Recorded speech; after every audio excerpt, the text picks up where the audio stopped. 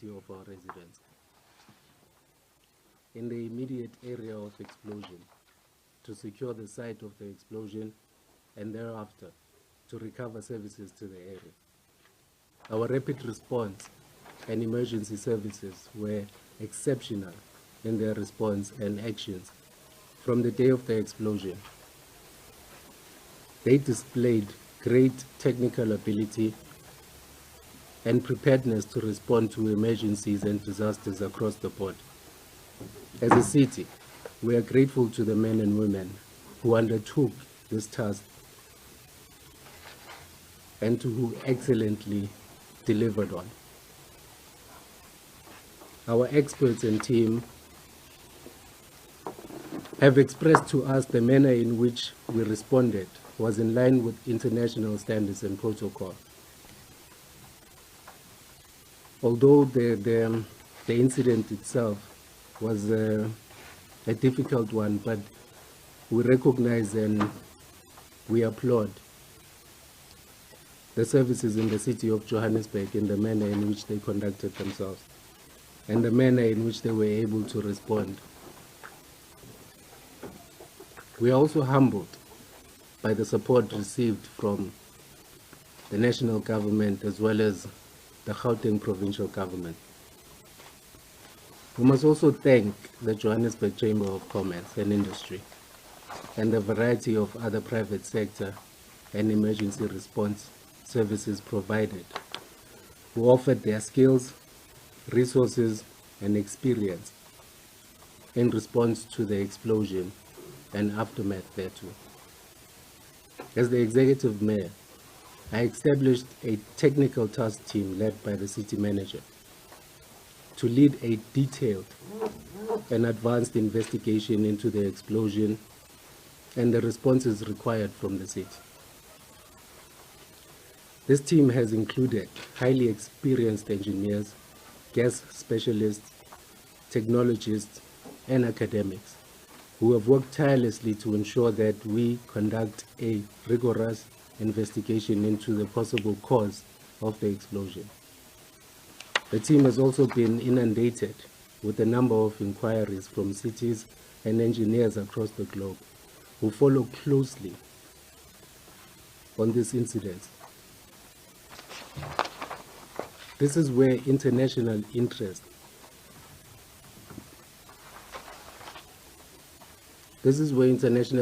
lies to understand the cause of the explosion and to build knowledge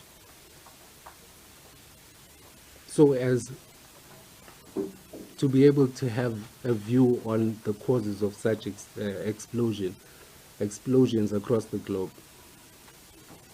This has placed us under pressure to ensure that the team that investigates is the best in the space and that the outcomes of the investigations are credible and backed by science and evidence. Importantly, as the political leadership of the city of Johannesburg, we have also mandated the city manager and the technical team to provide us with assurance that such incidents will not occur in the future.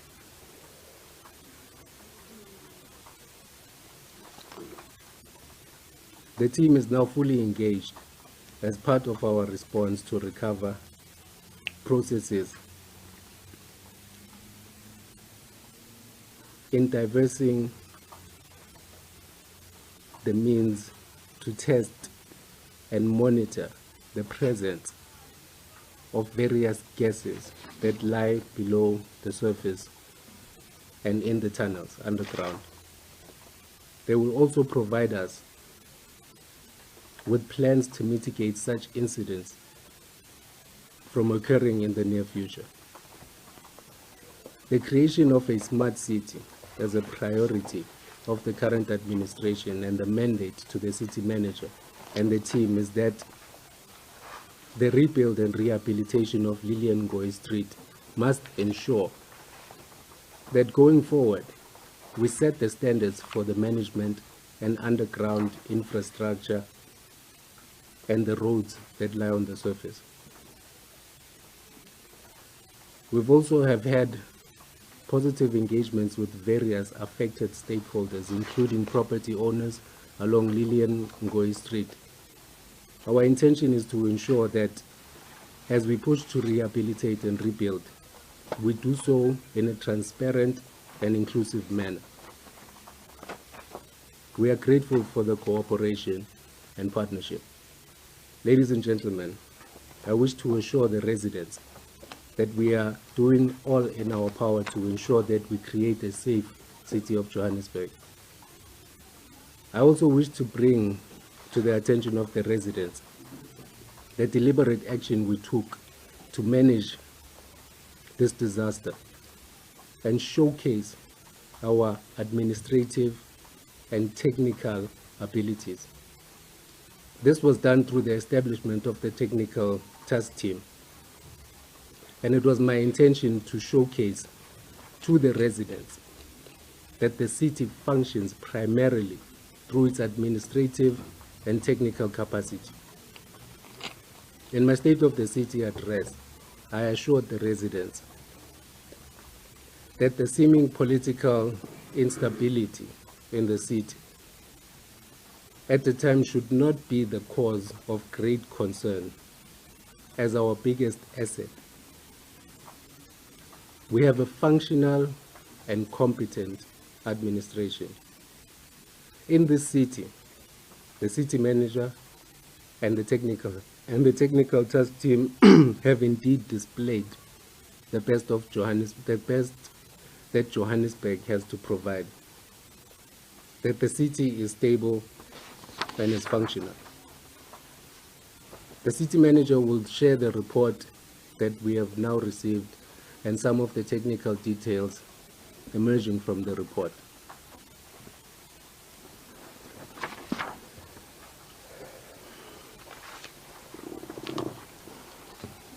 I would like to also further emphasize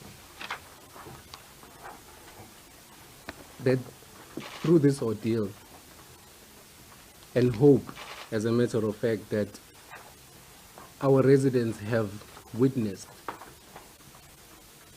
the strength and the resilient nature of the city's collaborated efforts to dealing with challenges that emerge under any situation and or condition. As the current administration and the executive in the city of Johannesburg, we take pride in the fact that we endeavor to fill up the critical vacancies that are required for a rapid response. We endeavor to ensure that the human capital that the city identifies for critical roles within the administration are those of a quality that can inspire confidence in our residents and demonstrate the fact that politics play a critical role in providing a mandate, but the diligent execution of services that are required by our residents is done so by a stable and competent administration.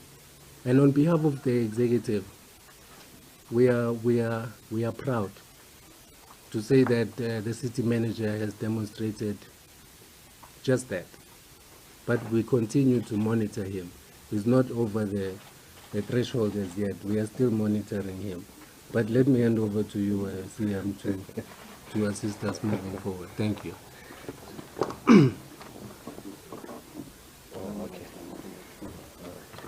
No, thank you very much, Executive Mayor, members of the media, ladies and gentlemen. As indicated by the Executive Mayor, today we've received a report from our service provider undertaking the investigations into the cause of the gas explosion that occurred in Lillian Ngoyi Street, formerly known as Brink Street. The following professionals were added to the COJ team with specialist skills specifically for inspections and investigations. Fire specialists with experience in industrial explosions and gas systems, International Fire Dynamics and Explosion Simulation Specialist Engineer, Specialist in Explosion, Gas and Fire Dynamics at universities and international network of fire engineers, structural engineer, geotechnical engineer, electrical engineer, civil engineer, forensic specialist, and occupational health and safety specialist that we brought in as well. And these were the teams that we have added, or for them to complement the team that we already have technically within the city. And it's important that the area that I'm now going into, because these were some of the questions that we were asked in the past few days or the past few weeks. The following were ruled out by the investigation, and I think we need to place emphasis on the work that has been done here. 1, there were no terrorist action or zamazamas or cable theft or foul play by anybody at this particular point. That we could not detect. All emergency responses by our EMS, JMPD, and all departments from the city were effective, they were compliant, and there were no shortcomings that we had to address in that regard. We can also indicate at this point, based on what we have seen, that it was not an Igoli pipeline explosion or any pipe rupture, nor a large leak before the explosion. Only post-explosion as confirmed on the timeline of the Igoli gas SCADA system. So what we have done in this regard, we sent in a team of independent specialists from our side as the city to go and monitor the systems of the Igoli as well, the SCADA system. They then went back into time to go and see what it was in terms of the volume and pressure on the system, and then compare that to at the time when the incident took place. At the time or just after the incident took place, I think at the time when there was a road collapse, that was the time when some of the damage happened to one of those, where there was a pipe rupture on a 100-millimeter pipe. And that is what Johan and the team can also share with you. What we have further ruled out is that there were no negligence by electricity or any department or any intentional action by individuals or intentional release of gas into the tunnel. So that we could not detect. No signs of people living in the tunnels, no recent cable theft that we could find. What was the cause? And I think this is something that I've been asked for some few days now. What is the cause? What was the cause? The type of the gas that has fueled the explosion is methane. We can say it with certainty, it's methane. Now you would know that methane is lighter than air. So usually methane will then basically rise. It will then go up. It traveled up all along the service tunnel from an unknown source to the crest of the tunnel near the Van Brandes Street. Now the team will also indicate to you the speed at which it moved. Anything between 350 to 1,700 meters per second. That is why if you had to look at the CCTV footage, you would have just seen it would have taken a second or two up until from the top part up to the part of Loveday. From Loveday to Van Brandes. The specialist will share a presentation which will give more details on the cause of the explosion. Now, there were always questions around why did we not see any fire? And they will also explain, if you look at the low explosive level, there's a threshold of between 5 to 15%. If it's between 5 to 15%, it will be an explosion. Anything above 15% will then create a fire. So if it is above 15%, you'll get a fire, and then it will move down into the threshold of 5 to 15%, and then you'll get an explosion. So this one was particularly between the threshold of 5 to 15%. Therefore, it was an explosion. As we flew and used our drones into those tunnels, and some of our technical experts and our officials, they went into those tunnels where it was safe to do so. We could not pick up any other indication of black scotch from a fire or so. So that part is also clear from us with regard to the particular percentages and the threshold that I just spoke about now. The delivery of this report then marks the end of the immediate response from our side and the work that we have done in the previous few days. And that will also then indicate to you what our plans will be in the short to medium term as we are moving forward. Our rough estimate at this point currently sits at around 178 million. And that is based on work that has been done, but it's preliminary work, it's preliminary designs. And we will indicate to you as we are moving closer with detailed designs that particular amount might then increase based on the designs that we will have. So that is only preliminary to look at, so to reconstruct that particular tunnel. So we are now moving into the next phase. In the interest of transparency, it is important to note that the residents of Joburg that the city has so far spent an amount close to 4 million rand in this project on professional experts, services, the cording off of the site, technology that we've used, the provision of temporary relief in a form of water tankers, temporary ablution services, and so forth. Now, the executive mayor mentioned that indeed that this particular incident, we've realized that it was not a City of Joburg incident, it was not a Breyer Street incident only, but around the world, people have now showed some level of interest in this particular incident. People are waiting out there, including academics, to see what it is that we find in terms of the reports that we will be submitting. So everybody is looking at Joburg, and that is one of the reasons why we can clearly say to you, we've appointed the best of the best teams available in this industry in order for us to be able then to express some form of alliance and an opinion on the work that they would have done. A lot of lessons that were learned following this unfortunate incident. In order to avoid future recurrence, the tunnel design will be upgraded based on current international codes for tunnels to reduce the risk of severity of these type of explosions. We will also introduce continuous gas detection and alarms and gas detectors, the sensors and monitors for all staff working in the tunnels. What will become critical as we are moving forward, you need to note that these tunnels were constructed in around 1935. At that point when it was constructed, it did not make provision for all the things that we are looking at now, including gas and so forth. So as we move forward to reconstruct and to upgrade these particular areas, we would even need to then upgrade it and to ensure that we use technology in that regard.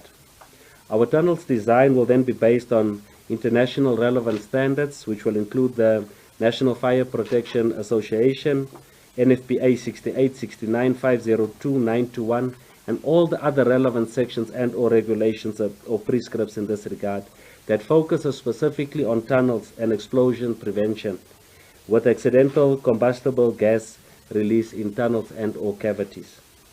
So the detection based on NFPA 72 standard, that will be based on South African relevant standards for SANS, specifically for water, sewer, and for road signs. The tunnel roof and side walls will be designated to withstand depressurized with deflagration vents at 9.5% methane explosion. And these are some of the things that Johan will also touch on as we are moving forward. Suitable materials for the tunnel would be reinforced, concrete sidewalls and roofs designed for this overpressure and the release.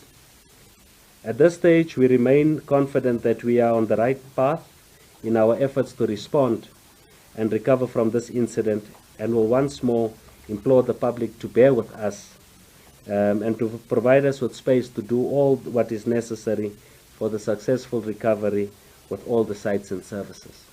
It's also critical for you to note, as much as we are focusing on that area of Breyer Street, we will also be doing the area surrounding there, and we will be having similar type of projects like this to look at gas detection and any other issues that we would have learned now in this process, and will also then reveal that as we are moving forward. And I think that for us is critical, because that becomes proactive but also at the same time preventative as the city. Before I hand over to Johan to take you through on his report and the presentation, I just want to quickly address the reports which seek to suggest that the city does not have any internal capacities to deal with disasters, and I think we need to focus on this. These particular statements, we find them misguided and misinformed for the emergency that we had to deal with. During such an emergency, highly specialized technical skills are required. The additional technical support and the assistance can be leveraged from private sector, the industry, and or can be standard practice for us. Like I've indicated, this is something that we've realized that it's at an international level. The world is waiting for us to respond to this particular gas explosion. So some of the technical skills that we had to source, we had to ensure that we take the best of the best. And we can indicate to you, we've not undermined our residents. We didn't want to shortcut them or shortchange them on the type of skills that we brought. We brought in the best of the best. We're calling on specialized knowledge and expertise demonstrates that the city's willingness and the ability to acquire the best available knowledge to efficiently respond to an emergency of this nature.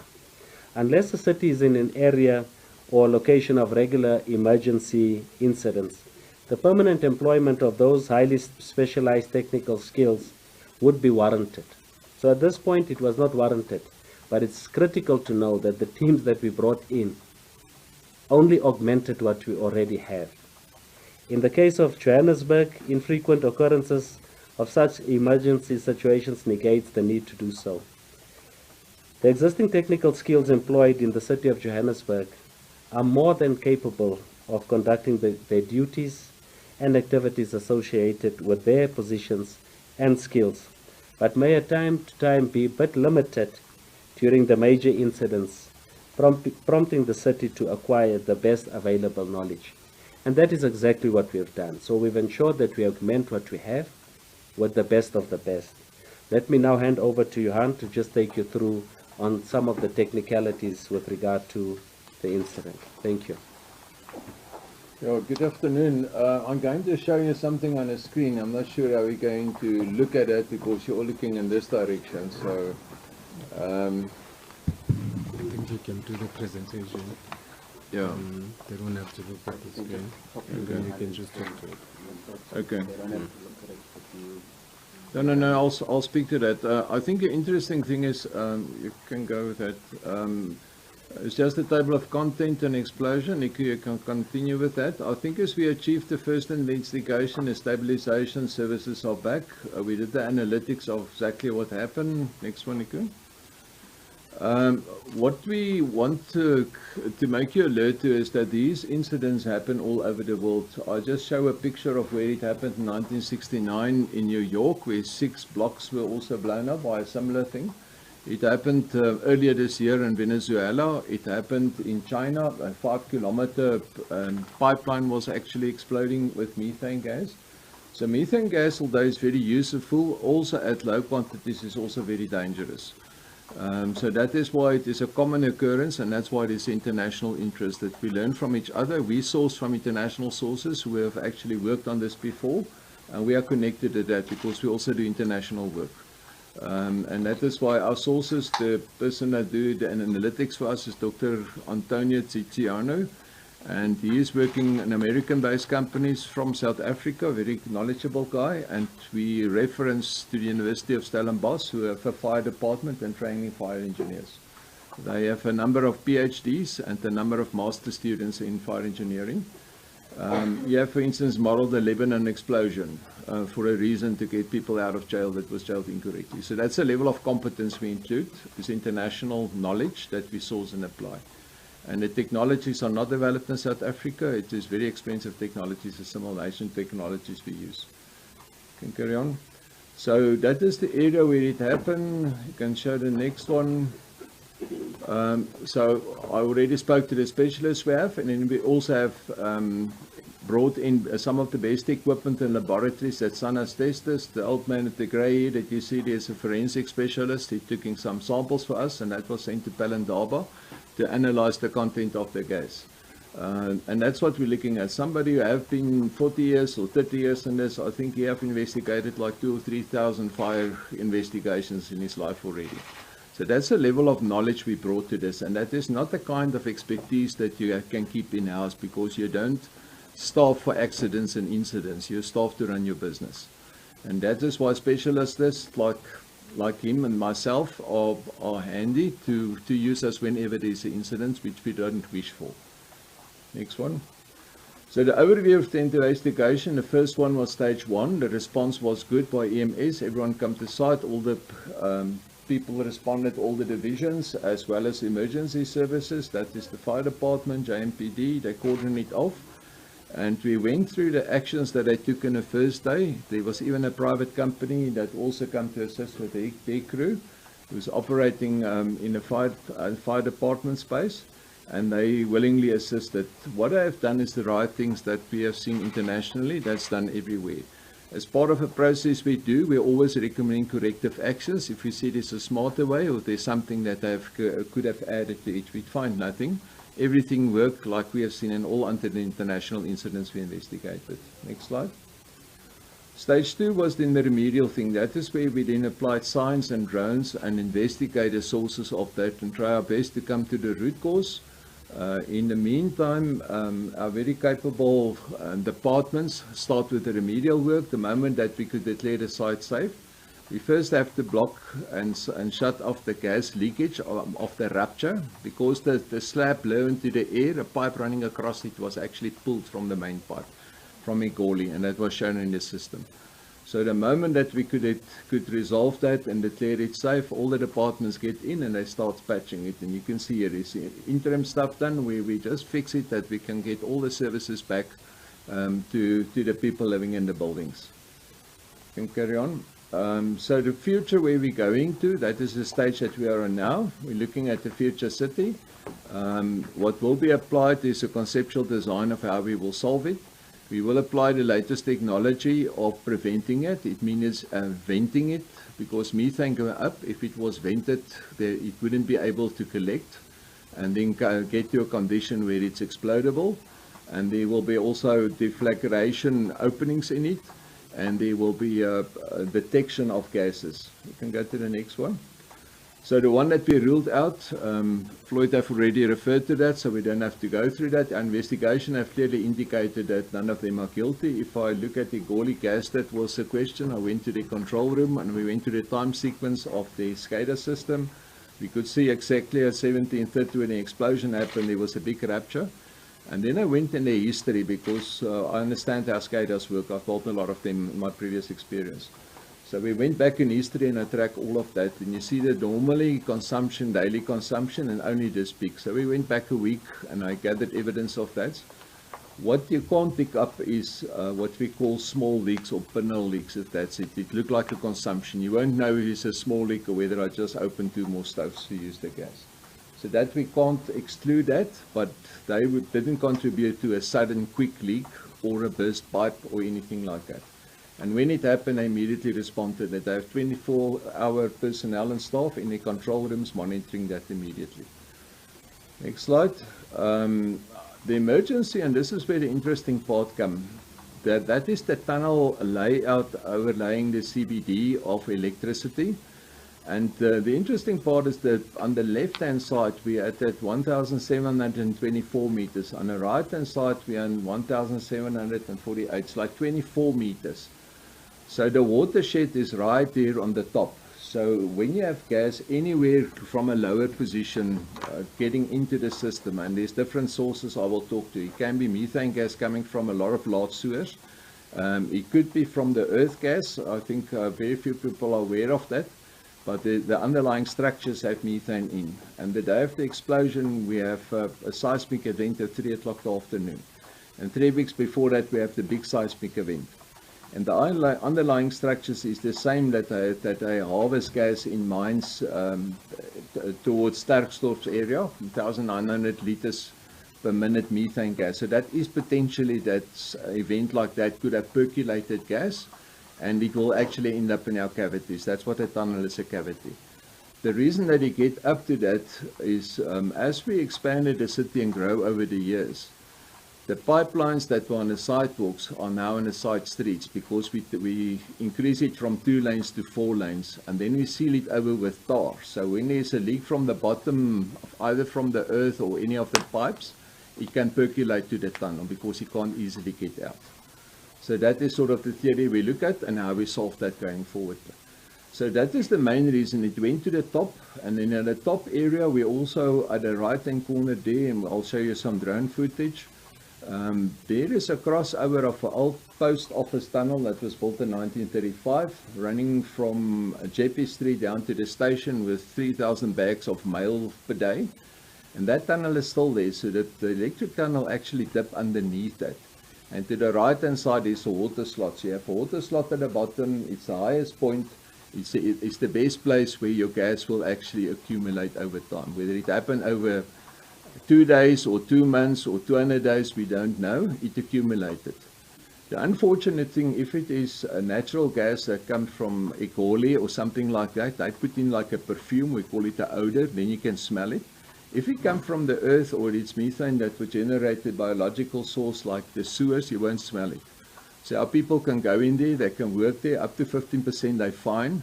They will just get a bit tired, but nothing will happen to them. As long as they don't smoke, then they will get blast. So we don't know at what stage and how fast it accumulated. That we don't know.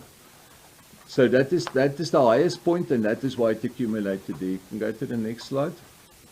I think the cause that we say is methane. We confirm that also through models. I'm not going to show all of that to you. So we compared methane and LPG. We built this whole model in 3D. We run it through a supercomputer, a 3000 cores to analyze it, of how it will disperse. Will it go up? Will it go down? How long will it stay? To make sure is it methane, or is there any other possibility of that? The confirmation is that it is methane. We are quite sure it's methane. It's nothing else. LPG would actually have gone down and won't explode in this region if it was an LPG leak. It's the normal gas that you used previously. Methane gas is going up. LPG gas is heavier than air and go down. Just go back. I think you're slightly too fast. Okay, so then what we then say that the deflagration started at the top and then run to the bottom. There's a better slide I'll show you. And I think the event that happened, there's 2 CCTV cameras. I think the one everyone saw with the taxis from behind. We found another one that you look from the front. And on that we have a better time frame, and we can actually see that the electricity flicker and it goes down and then the explosion happened. So there was some event that actually triggered it. And it starts from the bottom and go to the top. And it's exactly as we modeled it, and that's what happened. Go to the next slide.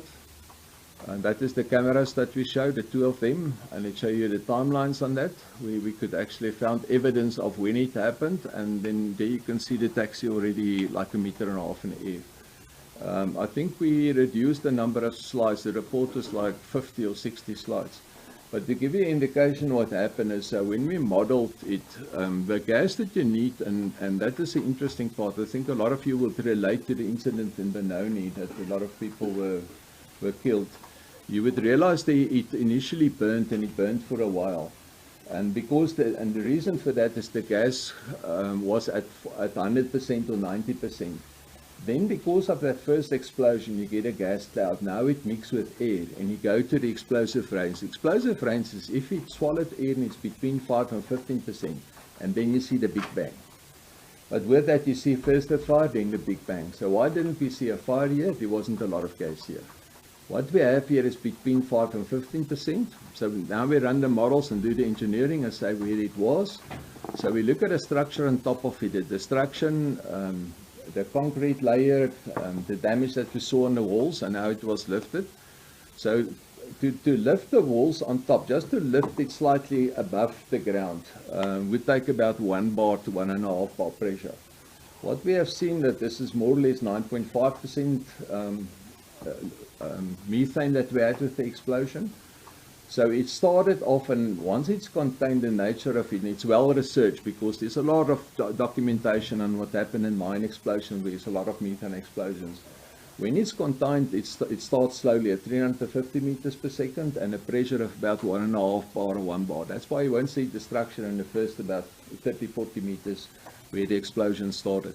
Then it accelerates. As it builds up pressure, it goes faster and the pressure goes up. Our model shows us that it went as high as 17 bar, and that is why you will see a taxi 1.5 or 2 meters in the air, and you will see that the structure above it broken because it on top was a concrete slab, but the side walls was brick, so it wasn't a strong structure. There wasn't any ventilation, and we have an interesting phenomenon in South Africa. If you leave your manholes open, the cables walk away. So now we weld them closed, but that keep the gas in. And that is part of the problem. So if the manholes was open, there wouldn't be an incident at all. That's why we see the manholes blown off and the damage done. So as it then accelerated, the speed picks up. So you go up to about 1,700 meters per second. So what you can see in this video, it almost looked if that whole street exploded at the same time, because it will take like 0.76 seconds from the bottom to the top to cover the 400 meters. Much faster than anybody can run. And that's the nasty thing for explosions, you can't outrun it. So we are quite confident what it was and how it happened. You can go to the next slide. I think there I actually explained the whole thing from the bottom. It seems like an electric cable fault at the bottom. We must still confirm it with the electric department. We're going through the SCADA data to see if we can confirm that. There is a small chance that maybe somebody took a smoke in the tunnel, but then we'll still find him under the bricks when you start picking it up. So far we haven't found anybody with a match that is below. So then it actually accelerated from the top. We started deflagration, that's when it is slow. So if you catch it in your tunnel of deflagration bends, it actually will take the pressure off. It is the overpressure that caused the destruction. So then the destruction would be less. So going forward and design it, we will design the release points for it. First we will vent it at you, don't capture it. But if something like that happens, you will create the release points. And it will be side vents that the people who let the cables all can't get in.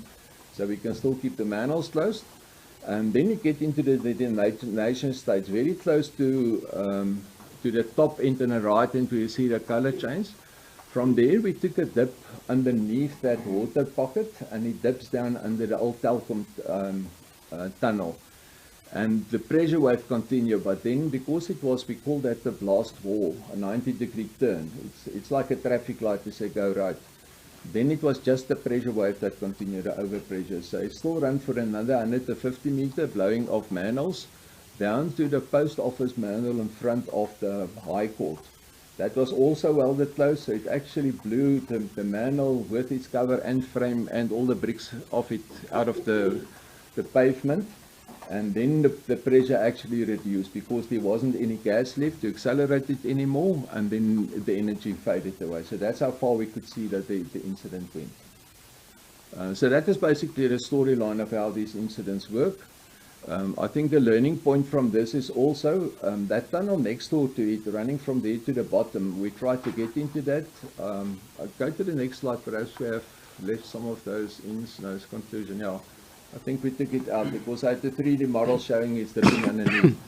The question is that for methane? Is that sort of the next one that something can happen to? So we will try and find it and then ventilate it. We find a side entrance, we just could get access with post office services. Because that's a mall now, the old JP post office, and we couldn't get access to that. And then the question to that is what we suggest as part of our recommendations. Go and look at all the tunnels. There are actually a number of tunnels running. From this building there's 2 tunnels running. One running right into the center of the city that nobody knows about. It's a big secret. That's where they moved gold and money and things like that in the old days, and they didn't get robbed. But the reality is a cavity and methane that may come from the earth, may come from the sewers, and you have ignition source is something that can create damage. And it should be managed and find out who's the owners of that and is it well managed. Was it a mistake? This is perfect storm. A number of things come together. If there wasn't gas and there wasn't some fusion point there, we wouldn't have an accident at all. So it takes 3 or 4 things to happen to create this perfect storm, and that's why it's the incident. Can we prevent it? Yes. I think when in 1935 we didn't know about it. If you go back in the history of gas in Joburg started in the 1830, 1890, around about there, and then it was used for street lamps. So at night they light the street lamps with they use coal to generate gas, and then they have the central street lamps that was gas lamps. That's where gas comes from in Joburg. So it's a long history, it's a very valuable product, but they didn't know how to build tunnels at that stage and to vent it, and they didn't have NFPA. So we have all of this experience. We're not smart, we just learn from other people who had the experiences, and we learn from them. So the conclusions is basically, I think I don't want to repeat all of it. We did discuss the methane and how it exploded and how it happened. I think you can carry on. I can't remember, I don't think there's something significant additional here. It's rather preventive ones, you can still go on, yeah. Okay, so the recommendation is the first thing is be practical, remove the rubble and see if we can see any perhaps a source that we can pinpoint where the methane came from. So far we couldn't track it down. The difficulty is it may have come from much lower at the bottom end of the tunnel because it will move upwards. So we must go and search further if you really want to know where it came from. At this stage we don't see a trace of that, and that is the problem. It comes like in spurges. And it happens in the sewer systems. When they're overloaded and full, it will sort of breathe and then it let it out. And it may also with an earthquake that breathe and let it out. So that's very difficult to find. At this stage, the measurement is very low. In the sewer line, there is methane, but a very low percentage as well, 2%. So we measure that every second day just to make sure it don't build up, but it's not getting out. So the recommendation is then the existing services, we put in CCTV, we've flown in a drone, we establish what needs to be done. So if you have to rebuild that section and it's a pipe that's 60 years old, perhaps you need to replace it before we actually rebuild the road. When it's in good shape, we are not going to replace it. The sewer pipes in that area is basically the old clay pipes. Some of them show a bit of cracks on top, and it's because of aging. It's nothing to do with the explosion, because the soil actually buffered it. So our recommendation is just to decide whether we replace some of those while we're busy rebuilding that area. And then I think the design we say must be based on the international standards. That's the NFPA that will tell you how to ventilate at what speeds. We have detection in that will tell you different levels, different gas. And then preventatively you can either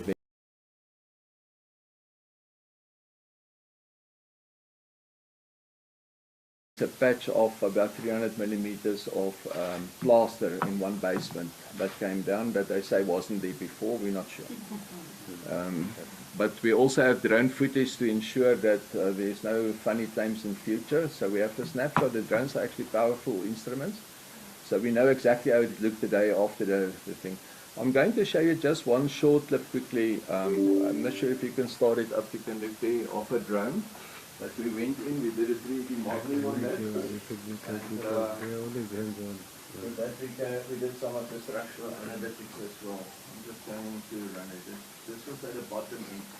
So on the left hand side, you will basically see we actually do the 3D modeling of that we use that to actually then build a model for the computer analytics. Is it not running? Running in the computer, sorry.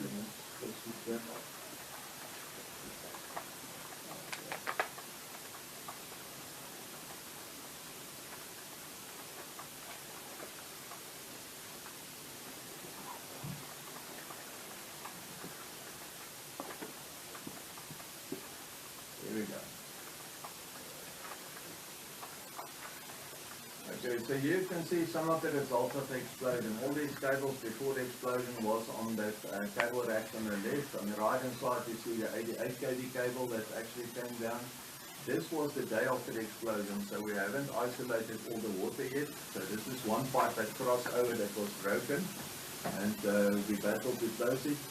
On top there you actually saw the cracks. So this crack that you see here is part of the blast. And you can see the directional strut is the direction that the blast actually went into. And therefore this part of the structure still needs replacement. Some of that you can see here in the sidewall, some cracks, and that is the impact of the explosion to the sidewalls. Some of the other photos is even moving the full brick in, and some areas it collapsed. There is just going out to the empty as well. So we have flown a lot of this at all the areas, and we have mapped a 3D map of that. Very handy technology, but it allowed us within the first 2 days to actually look behind where the risk was, and with that we actually extended the demarcation. We pushed it further back. We thought that this piece of road was safe, and we said it's not safe to put traffic over it, so we actually blocked it a bit further. It was another about 37 meters. Here you can see the damage. It was caused by the explosion. And here the temperature wasn't that high. In the middle of the tunnel here it would have been about 700 degrees C, but it went up to 2000 degrees Celsius where you take a turn on top. So there we actually also see evidence of scorching on the plaster because of the high temperature. So from the analytics and the specialists that we involved, we have seen many of this before. It's a very sad event, but we know what it is. We know how to deal with it. We can give you the confidence that if you repair it in a correct way, there won't be a recurrence. And I think the opportunity is perhaps we make tourist walkways of all the tunnels we discover or going to do. And then there's something positively coming out of this. But let's just go and check. There may be time bombs waiting for us. Thank you very much, Johan. Welcome. I think without further ado, let's allow colleagues if there's any questions. I know some of it might be very technical, and maybe just a point to make. The report itself would obviously have to go through the council processes. It has to be a council report by the time we can issue it out as a public report. But because of the interest in the matter, there was a view that there must be a brief to share some of the findings we have. But once the processes of council has been satisfied and the report has been shared with council, it can then become a public report for everyone to go through it and other people to review and engage with it. If there are any questions, we would like to take those now. The executive mayor and the chief. Looks like everyone understands and is happy. Only Alex. Okay. Alex, just take off. Thank you so much. I was just wondering, now that we know the potential costs and all of that, do we have a potential timeline for the street? Fine. Lindy, let's. Just to clarify how much it's going to cost and what exactly is going to be going into the redesign or the upgrade of the tunnel. If you would like to have a question, oh, okay. Kabelo from African News Agency. Johan, my question is to you. Your thermal imagery there shows us, or not the thermal imagery, but no, not that one. Point cloud. The one that shows that 90 degree. Obviously, the darker color shows where the intensity of the blast was, and then light orange lower. But that's in an easterly direction. But what prevented the blast to go down towards Bree Street? This is where the KFC is, because the road is also substantially damaged there, but way before this explosion. So yeah, the reason for that is, I think we carry on before you do. Let's hold the thought. I just want to make sure there's no other hands, because there's been so few. I'm only going to allow one round and then we'll close it after this. No, we normally warm up after one round. No. I think let's allow Johan to respond, and then the CM will take the question from Slinelo, and then if the EM wants to wrap it up, we can wrap it up afterwards. Oh, Johan, yeah, sorry about that. I didn't pay attention. The reason for that is also in the structure. It looks exactly like the top. It makes a T-junction where the explosion started, so it absorbed it. There's also a water trap that absorbed the energy of the explosion, and there was not much gas left. Because it's at the lower side going up, the gas is on the top, it's not at the bottom, so it don't propagate the explosion in that direction. Plus it is also like a T-junction, it looks like that, exactly like the top. So fortunately there was a T-junctions and a dip under the old tunnel, else it would have run another block and destroyed it as well. So I think because it was contained, it limited damage, and we were just fortunate. Thanks, Johan. City Manager. Thank you very much. The potential timeline for the project, let me touch with this one and answer it with that the estimated cost. I indicated that the estimated cost is around 178 million. This will include the redesign of that particular road. It's an estimate. We are not at a detailed design stage. Once we can clear the rubble and be sure exactly what it is that could have been damaged from the side of Joburg Water, whether it's the water system, storm water, or even the sewer systems, we will have to do something with regard to some of the cables underneath for city power and how to block them off. But it will include a clear redesign of that area, stormwater and absolutely everything. But like I've indicated, the estimate is something that might change as we get through to detailed designs. What is critical for you to know is that one of the main stakeholders for us is also those property owners in that area. We already met with them today as well physically, where we've already agreed on an approach where they will be part of our planning as we move forward. There will be further discussions with any other stakeholders in the area, including the taxi associations and so on. That is why you'll see our Department of Transport is also with us, Department of Economic Development is with us, in order for us to zoom into those particular shop owners and look at the process after this. But critical to know is that what we now need to focus on is a proactive way as well. As much as we look at the 178 million on Breer Street, a lot of work will be done on other areas to do similar type of exercises, to become proactive and look at preventative issues so that we prevent something like this to happen. Timeline, somebody this morning said that I hope it won't take up to 18 months. We can guarantee you it will not be 18 months. Our procurement processes in the city is a bit shorter because we do have pre-qualified bidders on our panels in the different entities. We understand the economic spin-offs and the effects that you'll have in Breer Street. So we've got a clear interest as a city to showcase what it is that we can do in a short space of time. But what is very critical, and we know that this will come at some point where others would want to use this as a football to start to focus on certain processes.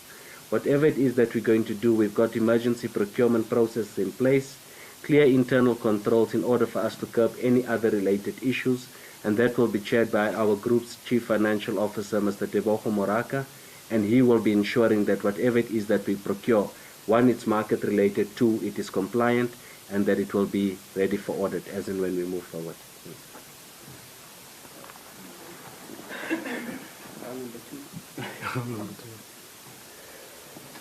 Can we not ask it offline when we can? It will be quick. Okay, that's the last hand is finished, and then At the end, yeah. or last two. I'll speak to you. Okay, last hand, and then we'll close it afterwards.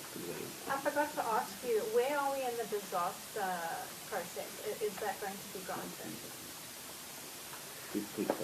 Thanks, thanks, Lee. Yeah, I've learned that Alex is one of those, she does not forget anything that we would have said. Last week, Wednesday, I said it will take us 7 days. Today it's there. We're about to submit. We had to wait for this assessment.